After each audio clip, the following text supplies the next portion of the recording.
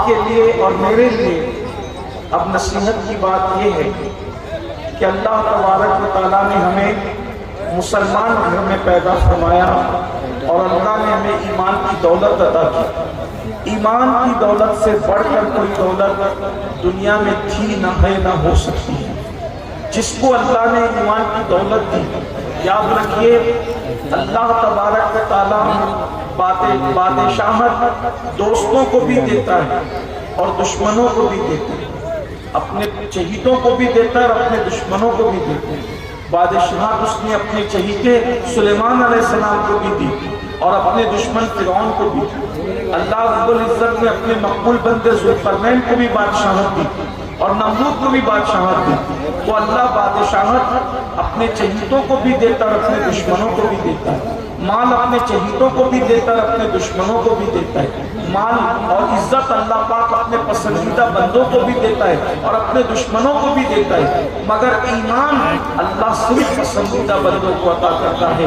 جن کو اللہ تبارک و تعالیٰ جنت کے لیے چن لیتا ہے، جن کو اللہ اپنے لیے چن لیتا ہے، ان کو ایمان کی دولت عطا کرتا ہے۔ جب اللہ تبارک و تعالیٰ نے ہمیں اتنی بڑی دولت عطا کی ہے تو اب ہم سب کو اس کی فکر کرنا چاہیے کہ ہم ایمان پر رہیں اور ایمان پر ہی اس دنیا سے جائیں۔ قرآن کہتا ہے وَلَا تَمُوتُنَّ إِلَّا وَأَنْتُم مُسْلِمُونَ، تم نہ مرو مگر اس حال میں کہ تم مسلمان رہو۔ اور یاد رکھیے اس دنیا سے مسلمان جانے کے لیے بے پناہ ضروری ہے کہ جن چیزوں کو اللہ نے حرام قرار دیا ہے ان چیزوں سے بچے اور جس کے کرنے کا حکم دیا ہے وہ کرنے کی کوشش کرے۔ جس طریقے سے بیماری انسان کو موت تک پہنچاتی ہے، اگر ہم بیماری کا علاج نہیں کریں گے تو ہم موت تک جا سکتے ہیں۔ اسی طرح اگر ہم گناہوں سے نہیں بچیں گے تو کفر تک جا سکتے ہیں۔ بیماری موت تک لے جاتی ہے اور گناہ کفر تک لے جاتے ہیں، اور سب سے بڑا گناہ اللہ اکبر شرک کے بعد اگر کوئی ہے تو وہ نمازوں کو ترک کرنا ہے۔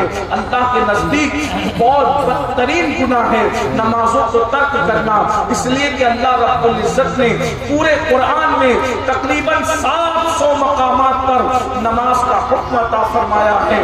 ہم لوگ نماز کے معاملے میں بہت کمزور ہیں۔ ہم غوث پاک کی فاتحہ بھی کرتے ہیں، غریب نواز کا عرس بھی مناتے ہیں، امام جعفر صادق کی نیاز بھی کرتے ہیں، ہم مرید بھی ہوتے ہیں، ہم علماء کے چہروں کی زیارتیں بھی کرتے ہیں، ہم بزرگوں کے ہاتھ بھی چومتے ہیں، ہم سب کچھ کرتے ہیں، لیکن اس وقت مسلمان پوری دنیا کا نماز کے معاملے میں کمزور سے کمزور تر ہوتا جا رہا ہے۔ اور یاد رکھیے جب تک مسلمان مسجد کے قریب نہیں آئیں گے مسلمانوں کے حالات بدلنے والے نہیں ہیں۔ آپ کچھ بھی کر لیجئے، کالجز بنا لیجئے، یونیورسٹیاں بنا لیجئے، جامعات بنا لیجئے، فیکٹریاں بنا لیجئے، آپ کچھ کر لیجئے، جب تک خدا کی چوکھٹ سے قریب نہیں آؤ گے نہ دنیا کی کامیابی ہوگی نہ آخرت کی کامیابی ہوگی۔ اس لیے کہ اذان کے الفاظ ہے حی علی الصلاۃ، نماز کی طرف آؤ، کیا ملے گا؟ حی علی الفلاح، جو نماز کی طرف آئے گا اس کے لیے کامیابی یقینی ہے، ایسی کامیابی کہ زمین پر رہو گے تو بھی کامیاب رہو گے، زمین کے اندر جاؤ گے تو بھی کامیاب۔ اگر اپنی نسلوں کو کامیاب دیکھنا ہے، اگر اپنی نسلوں کو ترقی پر دیکھنا ہے، اگر خود ترقی چاہتے ہو تو نماز کی طرف آؤ۔ آپ نے کہ بہت سے لوگ کہتے ہیں اتنا کماتے ہیں گھر میں برکت نہیں ہے۔ پورے ہندوستان میں آپ لوگوں کی دعاؤں کی برکت سے ہم لوگ جاتے ہیں، پورے ملک میں جاتے ہیں، کروڑ پتی کے مکان میں بھی جاتے ہیں، غریبوں کے جھوپڑوں میں بھی جاتے ہیں، سب کا ایک ہی مسئلہ ہے مولانا برکت نہیں ہے، بہت کمارے رزق میں برکت نہیں ہے۔ کوئی کہتا ہے بیٹی کو رشتہ نہیں ہے، کوئی کہتا ہے گھر میں بیماریاں ہیں، کسی نے کچھ کر دیا، کسی نے کچھ کر دیا، اچھے نہیں رہتے، بچے باقی ہو رہے ہیں، بیٹیوں کو رشتے نہیں ہیں، گھر میں برکت نہیں ہے، روزی میں برکت نہیں ہے، کسی نے کچھ کر دیا، کسی نے کچھ نہیں کیا۔ اللہ قرآن میں فرماتا ہے وَمَا أَصَابَكُم مِّن مُّصِيبَةٍ فَبِمَا كَسَبَتْ أَيْدِيكُمْ، کہ تم پر جو مصیبت آتی ہے وہ تمہارے گناہوں کی وجہ سے، اور نماز کا چھوڑنا سب سے بڑا گناہ ہے۔ اکبر الکبائر کہہ لے تو یہ کوئی مبالغہ نہیں ہوگا، یہ سارے گناہوں میں بڑا گناہ ہے شرک کے بعد۔ میرے بھائیوں ایک وقت کی نماز کے لیے صرف 10 منٹ کا ٹائم لگتا ہے. کبھی سفر میں رہو تو بھی نماز کے لیے ٹائم نکالو, خوشی ہو تو بھی نماز کے لیے ٹائم نکالو, غم ہو تو بھی نماز کے لیے ٹائم نکالو. اگر تم نے نماز کے لیے ٹائم نہیں نکالا تو میں 2-3 باتیں آپ سے عرض کرنا چاہتا ہوں. اللہ کے رسول صلی اللہ علیہ وسلم سب سے زیادہ جس شخص سے ناراض ہے وہ بے نمازی ہے. میرے آقا ارشاد فرماتے ہیں نمازی کا میرے ساتھ, بے نمازی کا میرے ساتھ کوئی, بے نمازی کے ساتھ میرا کوئی وعدہ نہیں ہے. اللہ کے رسول علیہ السلام فرماتے ہیں میں محمد بے نمازیوں سے بیزار ہوں. اللہ کے رسول کی حدیث ہے, فقیہ ابو اللہ سمرقندی لکھتے ہیں آقا نے فرمایا کہ میں محمد بے نمازیوں سے بیزار ہوں. قیامت کے دن ان کے ساتھ میرا کوئی وعدہ نہیں ہے, اور جو نماز کو چھوڑ دیتا ہے وہ اللہ کے ذمہ کرم سے باہر ہو جاتا ہے, وہ خدا کی چادر رحمت سے باہر ہو جاتا ہے. اور میرے آقا بے نمازیوں سے اتنی نفرت کرتے تھے کہ اپنے صحابہ کو وصیت کرتے تھے. فقیہ ابو اللہ سمرقندی اپنی کتاب قرۃ العیون میں لکھتے ہیں کہ میرے آقا نے ارشاد فرمایا اے ابو ہریرہ بے نمازی کے ساتھ نہ بیٹھا کرو. آقا بے نمازی کے ساتھ بیٹھنے سے اپنے صحابہ کو منع کرتے ہیں. فرماتے ہیں ابو ہریرہ بے نمازی کے ساتھ نہ بیٹھا کرو, کیونکہ بے نمازی جہاں جاتا ہے اس پر اللہ کی لعنت برستی ہے, جو اس کے قریب بیٹھے گا اس پر بھی لعنت برس سکتی ہے. بلکہ میرے آقا نے تو یہاں تک فرمایا اے میرے صحابہ تم دعا کرو کہ اللہ کسی کو بدبخت نہ کرے اور کسی کو محروم نہ کرے, بدبخت نہ کرے کسی کو محروم نہ کرے. ایک بات آپ سے کہوں, اللہ اکبر, جس کو حضور علیہ الصلوۃ والتسلیم کا دامن مل جائے اس سے بڑھ کر نیک بخت تو کوئی نہیں ہو سکتا. اور جس کو سب محروم کرتے ہیں اس کو رسول اللہ عطا کرتے ہیں. اب رسول اللہ کیا فرما رہے ہیں, دل کے کانوں سے سن لیجئے, اللہ کرے آپ کے دل میں بات اتر جائے. میرے آقا فرماتے ہیں میرے اپنے صحابہ سے کہ دعا کرو اللہ کسی کو بدبخت نہ کرے, کسی کو محروم نہ کرے. پھر میرے آقا نے فرمایا تم مجھ سے پوچھتے نہیں, تم مجھ سے سوال نہیں کرتے کہ بدبخت کون ہے اور محروم کون ہے. تو صحابہ نے عرض کی یا رسول اللہ بدبخت کون ہے, محروم کون ہے؟ تو میرے آقا فرماتے ہیں جو جان بوجھ کر نماز چھوڑ دیتا ہے وہ بدبخت بھی ہے, وہ محروم بھی ہے. اب مجھے بتاؤ جس کو رسول اللہ محروم کر دے اس کو کون عطا کر سکتا ہے, اس کو کون دے سکتا ہے؟ اپنے مسائل کا حل سجدوں میں ہے, عبادت میں ہے, نماز میں ہے. مسجد کے قریب آئیے, بہت معذرت کے ساتھ عرض کرنا چاہتا ہوں, بہت معافی کے ساتھ, آج ہم لوگ نماز نہیں, ہم تو جلسوں میں بیٹھے بیٹھے بھی نماز چھوڑ دیں. جو قوم جلسوں میں بھی نماز نہ پڑھے تو اس قوم پر پھر ظالم حکمراں مسلط نہیں ہوتے. جو اللہ کے گھروں کو ویران کر دے ان کے گھروں پہ بلڈوزر نہیں چلے گے, جو خدا کے گھر کو ویران کر دے ان کے گھر نہیں اجاڑے جائیں گے. میرے بھائی ہم بہت بڑے بڑے عنوانات میں تقریریں سننا چاہتے ہیں. اس وقت مجھے ایسا لگتا ہے کہ ہمارا سب سے بڑا عنوان نماز. اللہ تعالیٰ نے پورے قرآن میں جس عبادت کا ذکر سب سے زیادہ کیا, آج 95% مسلمان, صرف ہندوستان کی بات نہیں کرو, پوری دنیا کے لیے لوگ نماز ہی نہیں. اور جب تک مسجد کے قریب نہیں آؤ گے مسئلے کا حل نہیں. اگر تم گاڑی میں سفر کر رہے ہو تو مصلی بچھا کر رستے میں نماز پڑھ لو. نہیں رستے میں پڑھ سکتے گاڑی میں بیٹھے بیٹھے پڑھ. وضو ہے ٹھیک, نہیں وضو ہے تیمم کو, تیمم نہیں ہے وہ کہاں فرماتے ہیں اگر نہ وضو ہے نہ تیمم ہے کم سے کم نماز کی شکل بنا لو, یعنی اتنے وقت میں نماز جیسی شکل بنا لو تاکہ قضا کے وبال سے بچ جاؤ. کیونکہ جس نے ایک وقت کی نماز جان بوجھ کر چھوڑ دی, اللہ کے رسول علیہ السلام فرماتے ہیں من ترک الصلاۃ متعمدا فقد کفر, کہ جس نے جان بوجھ کے نماز چھوڑ دی وہ کفر کی حد تک پہنچ گیا.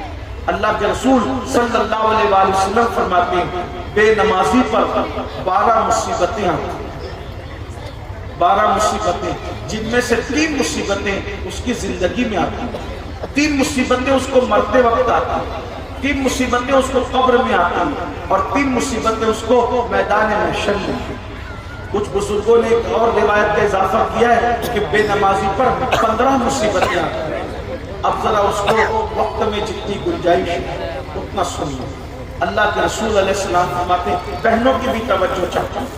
آج کل بیٹیاں سمجھتی ہے مجھے رشتہ نہیں، میں خوبصورت ہوں، حسین ہوں، پڑھی لکھی ہوں، پھر بھی مجھے رشتہ نہیں آتا.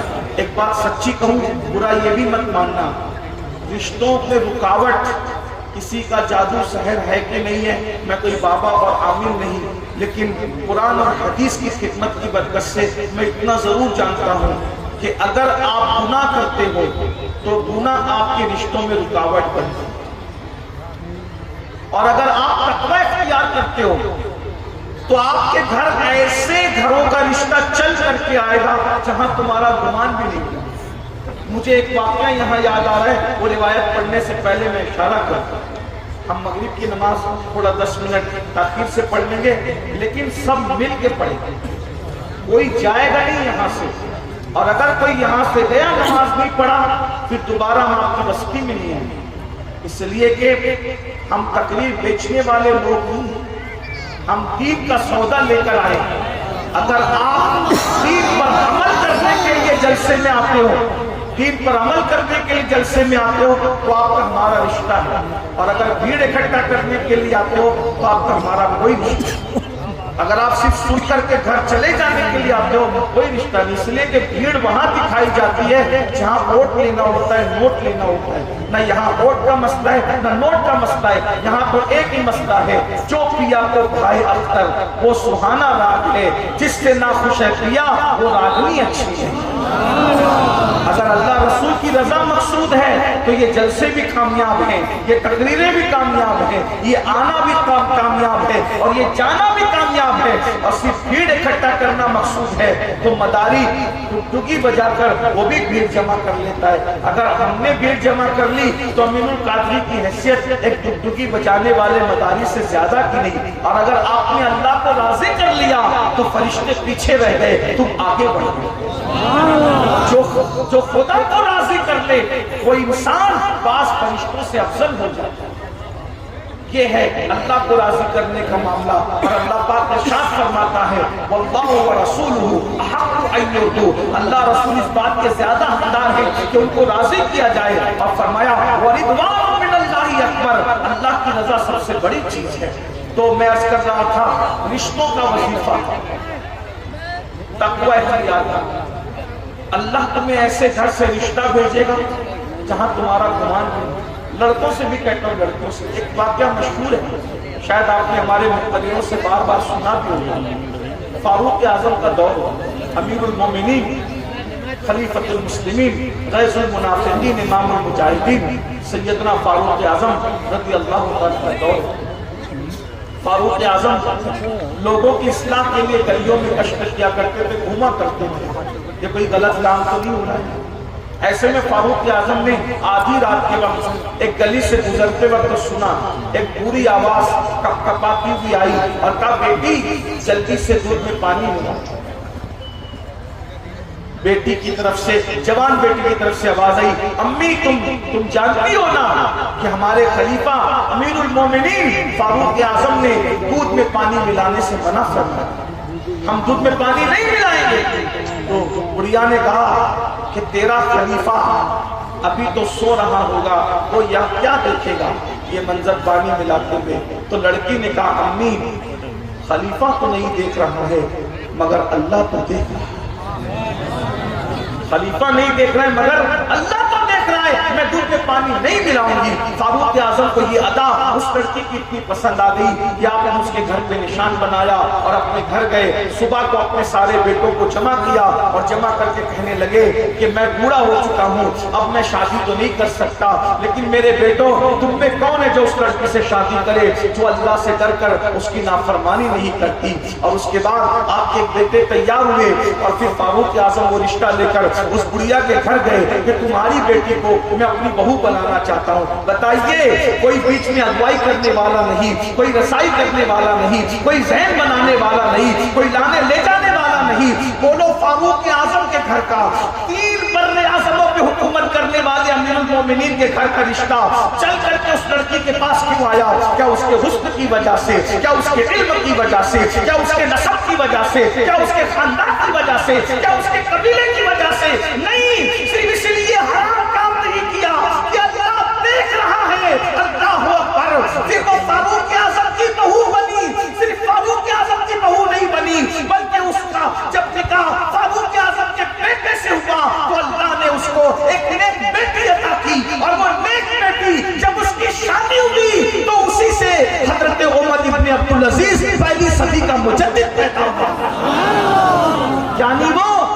صدی کے مجدد کی نانی بھی بن گئی. اس سے پتا چلا کہ تقویٰ کتنی بڑی چیز ہے. اللہ پاک ارشاد فرماتا ہے جو اللہ سے ڈر کے گناہ کو چھوڑ دیتا ہے. اللہ فرما رہا ہے, اللہ سب کی بات میں یقین کرنے والوں اللہ کی بات میں یقین کر لو. اللہ فرماتا ہے جب تم اللہ سے ڈر کے گناہ چھوڑ دیتے ہو اللہ تمہیں ایسی جگہ سے روزی عطا کرتا ہے جہاں تمہارا گمان بھی نہیں جاتا.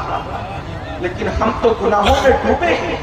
سیریل ہم دیکھیں, فلمیں ہم دیکھیں, گانے ہم سنیں, غزلیں ہم سنیں, ماں باپ کی نافرمانی ہم کریں, کسی کا دل ہم دکھائیں, نمازوں کو ہم ترک کریں, پھر سوچتے ہیں کہ ہم سکون کی زندگی میں رہیں گے. ایسا کبھی نہیں ہو سکتا.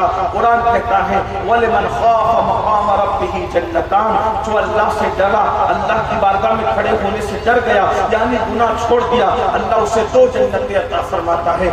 صوفیہ فرماتے ہیں 2 جنتیں اللہ اسے دے گا, لیکن 2 جنتوں کا ایک مطلب یہ بھی ہو سکتا ہے کہ اللہ اس کو آخرت میں بھی جنت دے گا اور اس کی دنیا کو بھی اللہ جنت بنا دے گا. یعنی ہر راحت عطا کرے گا, ہر آرام عطا کرے گا, ہر سکون عطا کرے گا. تو روایت سننے آقا اسلام فرماتے ہیں بے نمازی پر جو 12 مصیبتیں آتی ہیں, پہلی مصیبت یہ کہ اللہ اس کے چہرے کی نورانیت چھین لے. آج کاسمیٹک آئٹم بہت استعمال کرتے ہیں خوبصورت بننے کے لیے, بیوٹی کے لیے. بیوٹی سب کو پسند ہے, سب اچھے دکھنا چاہتے ہیں. میرے بھائی مہنگے سے مہنگا کاسمیٹک آئٹم استعمال کر لیں, 2 گھنٹہ 4 گھنٹہ 6 گھنٹے سے زیادہ اس کا اثر نہیں رہے گا. لیکن اگر نماز کی بنیاد کی نورانیت ملے گی, زمین پہ بھی چمکو گے, جنازوں میں بھی چمکو گے, قبر میں بھی چمکو گے, اور قیامت کے دن بھی تمہارا چہرہ 14ویں رات کی چاند کی طرح چمکے گا. آپ نماز کو سمجھ کیا رہے ہیں؟ جس نماز سے اللہ ملتا ہے. قرآن کہتا ہے آیت نہیں پڑھوں گا کیونکہ یہ آیت سجدہ ہے. اگر آیت پڑھوں گا تو آپ پر سجدہ کرنا لازم ہوگا, اس لیے اس کا مفہوم پڑھتا ہوں. اللہ فرماتا ہے سجدہ کرو اور اللہ کے قریب ہو جاؤ. سجدہ کرو, مفہوم پیش کرو, یعنی جو سجدہ کرتا ہے اس کو اللہ مل جاتا ہے. تو جس سجدے سے اللہ مل جاتا ہے اس سجدے کی برکت سے کیا نہیں مل سکتا؟ جس سجدے کی برکت سے جنت ملتی ہے اس سجدے کی برکت سے کیا نہیں مل سکتا؟ تو پہلی چیز بے نمازی کے چہرے سے نور چلا جاتا ہے. آج آپ دیکھیے, پہلے مومن کو دیکھو تو اس کو دیکھ کر خدا یاد آتا تھا, اور آج کل مسلمانوں کو دیکھو تو ان کے چہروں میں اور غیر مسلموں کے چہرے میں کوئی فرق نظر نہیں آ رہا ہے. کہیں کسی بستی میں جاؤ تو ڈر لگتا ہے سلام کرے کہ نہ کرے. حالانکہ مسلمان کتنا ہی غیر گزرا ہوتا تھا لیکن اس کے چہرے پر ایک رونق تھی, ایک رمق تھی, ایک حسن تھا, ایک چمک دمک تھی. نماز چھوڑی, رونق چلی گئی. نمبر 2, آقا علیہ السلام فرماتے ہیں کہ بے نمازی کی اللہ روزی کاٹ دیتا ہے, اس کو تندرستی میں مبتلا کر دیتا ہے. اور پھر میرے آقا صلی اللہ علیہ وسلم ارشاد فرماتے ہیں تیسری چیز, اللہ بے نمازی کی عمر بھی کم کر دیتا ہے. روزی بھی کاٹ دیتا ہے اور اس کی عمر کم کر دیتا ہے. اور جنہوں نے 15 مصیبتیں بیان کی ہے وہ 2 چیز اور ایڈ کرتے ہیں. نمبر 1 کہ اللہ بے نمازی کو مرنے سے پہلے دنیا میں ذلیل کرتا ہے, اس کے بعد اس کو موت آتی ہے. اور نمبر 5 جو ہے وہ اللہ تبارک و تعالیٰ نیکوں کی دعا سے اس کا حصہ ختم کر دیتا ہے. یعنی نیک سے نیک بندہ اس کے لیے دعا کرے گا تو اس کو اس کی دعا سے برکت نہیں ملے گی. آپ ولیوں کو لاتے ہو, پیروں کو لاتے ہو, بزرگوں کو لاتے ہو, حضرت ہمارے لیے دعا کریں, ہمارے لیے دعا کریں. حضرت تو دعا کر رہے ہیں مگر آپ کو دعا لگ نہیں رہی ہے, کیونکہ اللہ کے رسول نے فرمایا بے نمازی کو اللہ نیکوں کی دعا سے اس کا حصہ ختم کر دیتا ہے. میرے بھائیوں, نماز پڑھیے. اب نماز کا وقت بھی ہو گیا, مغرب کے وقت سے کچھ وقت زیادہ ہو گیا. بس میں اتنا کہوں گا, نماز کی پابندی. اب مجھے بتائیں, میرے لیے نہیں, مفتی صاحب کی بلا کے نہیں, اپنے اللہ کی رضا کے لیے اور اس کے رسول کو راضی کرنے کے لیے کتنے لوگ وعدہ کرتے ہیں آج سے میں نماز پڑھوں گا؟ کتنے لوگ وعدہ؟ ماشاءاللہ دیکھتے ہیں ذرا, اگر ہاتھ نہیں بھی کھاؤ گے تو بھی نماز فرض ہے. ذرا ہم دیکھتے ہیں, اٹھا کے رکھیے, دیکھتے ہیں ذرا کتنے عاشقان رسول ہیں. ماشاءاللہ, سبحان اللہ, ارے واہ, ماشاءاللہ. اٹھا کے رکھیے, اٹھا, ان علماء کو گواہ بنائیے, فرشتوں کو گواہ بنائیے. ماشاءاللہ, بہنیں بھی اٹھا رہی ہیں, حالانکہ ان کو نہیں کہا گیا لیکن وہ بھی اٹھا رہی ہے, بہت اچھی بات ہے. اٹھا کے رکھیے نا ذرا, ہم لوگ دیکھیں کتنے لوگ پڑھیں گے. پڑھو گے انشاءاللہ نماز؟ ایک بات کہہ جاتا ہوں, اگر آج سے آپ نے نماز شروع کر دی اللہ آپ کو دنیا کی ہر کامیابی عطا کرے گا. اگر آپ ناکام رہے تو آپ ہم سے جو چاہے بدلہ کر لیں گے، لیکن اگر آپ نماز پڑھیں گے خلوص کے ساتھ انشاءاللہ آپ کے سارے کام بنیں گے. اللہ رسول کا وعدہ کبھی جھوٹا نہیں ہو سکتا. اللہ رسول کا وعدہ سچا ہے. نماز پڑھیے، نماز میں گڑ گڑائیے، اللہ آپ کو برکتیں عطا فرمائے گا. اور آپ نے بڑی محبت دی، بڑا پیار دیا. اللہ تبارک و تعالیٰ آپ کو جزائے خیر عطا فرمائے. کیونکہ ہمیں دوسرے پروگرام میں بھی جانا ہے، اس لیے ہم یہاں زیادہ دیر نہیں رک سکتے. غالباً آپ کا پروگرام چلتا رہے گا، اب اس کے بعد بھی چلے گا نہیں، رات کو بھی یہ پروگرام چلے گا. بہت بڑے بڑے مقرر لوگ آئیں گے، آپ سے خطاب کریں گے، آپ ان کی گفتگو بھی، ان کی تقریر بھی سنیے. اللہ تعالیٰ ہم سب کو حامی و ناصر ہو. گفتگو کے درمیان اگر کوئی غلطی ہو تو اللہ تعالیٰ معاف کرے. استغفر اللہ ربی من کل ذنب